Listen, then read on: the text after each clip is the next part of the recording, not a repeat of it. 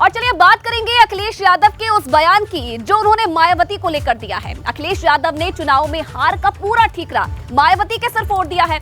अब सपा के अध्यक्ष ने कहा है कि अगर उनकी पार्टी चुनाव हारी तो उसकी सबसे बड़ी वजह मायावती है, क्योंकि मायावती गुप्त तरीके से भाजपा के इशारे पर काम कर रही है।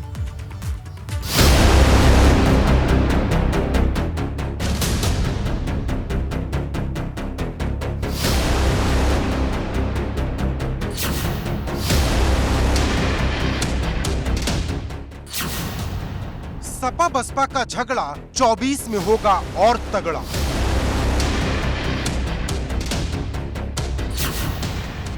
पहली बार माया पर अखिलेश का सीधा प्रहार। बहुजन समाज पार्टी वो काम करती है जो भारतीय जनता पार्टी कहती है। जो अखिलेश अभी तक मायावती को इशारों इशारों में भाजपा की बी टीम बताया करते थे, अब उनका ये हमला खुलेआम हो गया है। बहुजन समाज पार्टी वो काम करती है जो भारतीय जनता पार्टी कहती है। अगर पिछले चुनाव में 2017 में और पिछले चुनाव में बहुजन समाज पार्टी ने बीजेपी की मदद न की होती तो आज भारतीय जनता पार्टी उत्तर प्रदेश में नहीं होती। एबीपी न्यूज के कार्यक्रम प्रेस कॉन्फ्रेंस में अखिलेश यादव सवालों का सामना कर रहे थे और तभी उन्होंने मायावती को लेकर ऐसी बातें कह दी जो वो कहना तो कई दिनों से चाहते थे, लेकिन चाहकर भी नहीं बोल रहे थे। अखिलेश का सबसे ज्यादा दर्द आजमगढ़ में हारने का है और इसके पीछे वो मायावती को ही कसूरवार मानते हैं।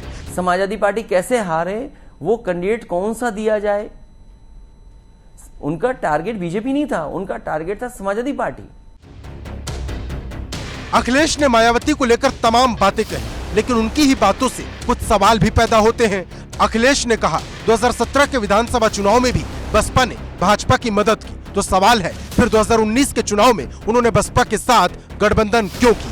अब विरोधी अखिलेश को इतिहास के पन्ने पढ़ा रहे हैं। 2019 के चुनाव में तो जाके पैर छुए थे और बुआ बुआ कर रहे थे बहन जी को। अखिलेश के बयान से साफ है कि उन्होंने मायावती को लेकर किस जेल का जिक्र किया और किसे दिल्ली वाला जेलर बताया। अब राजभर कह रहे अखिलेश बसपा को छोड़े, पहले अपनी पार्टी पर ध्यान दें।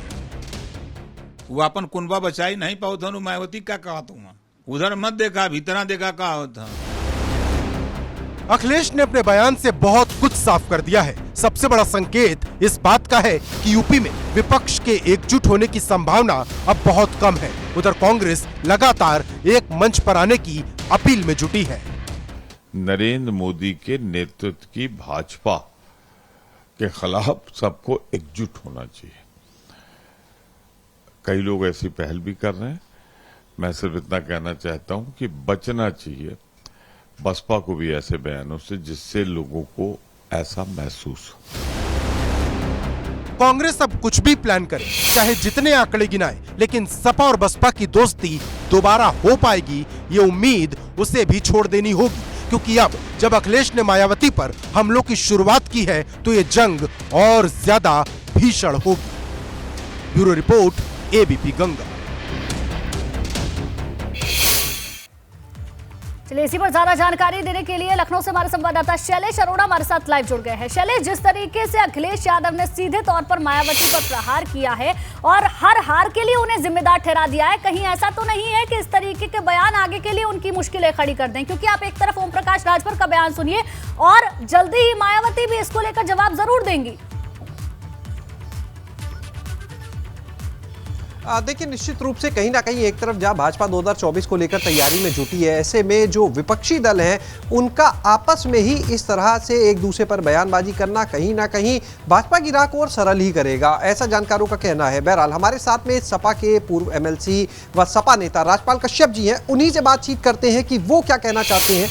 राजपाल जी, एक तरफ भारतीय जनता पार्टी अपनी तैयारी कर रही 24 की, दूसरी तरफ विपक्ष जो आपस में ही लड़ रहा है, इस तरह की बयानबाजी कर रहा है। जो अभी आकाश आनंद का ट्वीट आया, यानी बसपा का ट्वीट, आप उसे कहें, क्या कहेंगे उसे?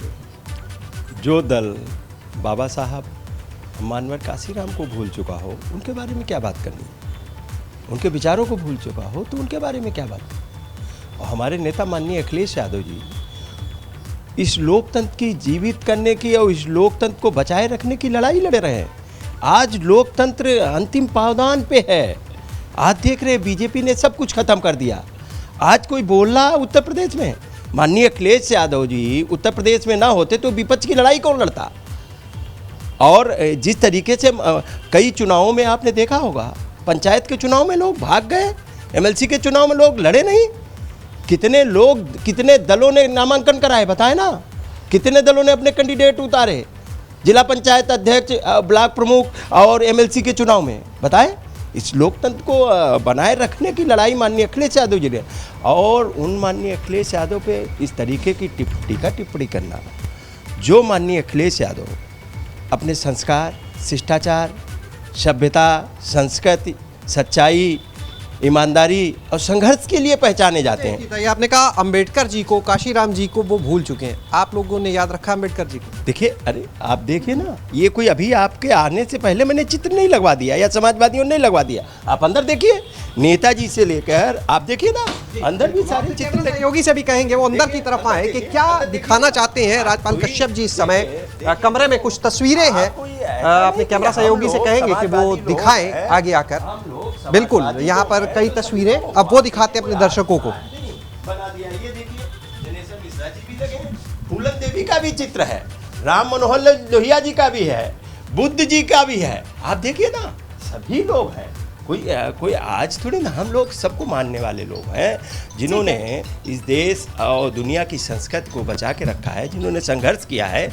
और अच्छा, एक चीज ये कि आकाश आनंद ने कहा कि 2 बजे सोकर उठते हैं अखिलेश जी, कार्यकर्ता बोल नहीं पाते। अभी तक तो भाजपा कहती थी कि 12 बजे सोकर उठते हैं, अब वो भी के जरिए जरूर किया है, लेकिन मायावती क्या कहती है इसको लेकर, इसका सभी को इंतजार है। शैलेश, ठीक है, बहुत बहुत शुक्रिया पूरी जानकारी देने के लिए आपका।